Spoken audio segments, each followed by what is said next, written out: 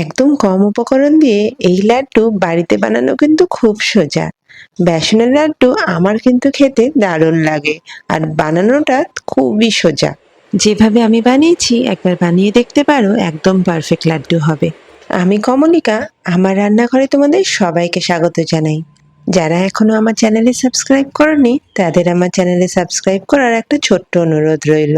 এই লাড্ডু বানানোর জন্য দেখো আমি হাফ বাটি ঘি নিয়ে নিয়েছি। এই ঘিটা কিন্তু আমি একবারে দেব না, প্রথমে 2 চামচ ঘি আমি কড়াইয়ে গরম করতে বসিয়েছি। আর ওই বাটিরই 2 বাটি বেসন আমি এখানে দিয়ে দিলাম। নর্মাল যে বেসন আমরা রান্নায় ইউজ করি আমি কিন্তু সেই বেসনই ইউজ করেছি। এবার এটাকে ঘিয়ের সাথে ভালো করে মিশিয়ে নিতে হবে। এর মধ্যে যাতে কোনো রকম লাম্পস না থাকে তার জন্য স্প্যাচুলা দিয়ে এটাকে ভালো করে চেপে মিশিয়ে নিতে হবে, ঠিক যেভাবে আমি করছি। এরকম মেশাতে মেশাতে এটা কিন্তু কালারটাও আস্তে আস্তে চেঞ্জ হবে। আর এটা কিন্তু একদম লো ফ্লেমে রান্না করতে হবে, কোনোভাবেই ফ্লেম বাড়ানো যাবে না, তাহলে বেসনটা বাইরে থেকে লাল হয়ে যাবে কিন্তু কাঁচা একটা গন্ধ থেকে যাবে। এখানে সবকিছু ভালো করে মেশানো হয়ে গেছে, আবারও আমি 2 চামচ ঘি দেব। ঘিটা কিন্তু একবারে দিলে চলবে না, এরকম কিছুক্ষণ বাদে বাদে দিতে হবে। আবারও ঠিক একইভাবে এটাকে মিশিয়ে নিতে হবে, যাতে কোনো রকমের কোনো দলা না পাকিয়ে যায়। এই প্রসেসটা ফলো করতে মোটামুটি 15 থেকে 20 মিনিট সময় লাগবে।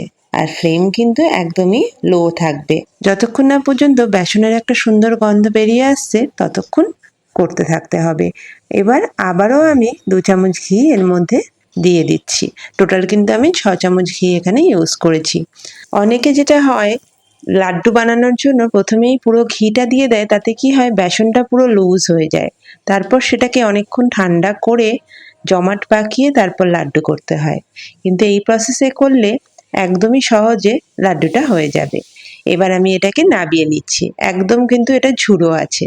যখন একটু ঠান্ডা হয়ে এসছে, হাত দিয়ে ধরা যাচ্ছে, এই অবস্থায় কিছুটা এলাচ গুঁড়ো দিয়ে দিয়েছি আর 1 বাটি চিনির গুঁড়ো দিয়েছি। এটা কিন্তু একদম পাউডার করিনি, একটু দানা রেখেছি, মানে আধা ভাঙা করেছি, যাতে বেসনের লাড্ডুটা যখন তুমি মুখে দেবে সেটা বেশ দানাদার হয়।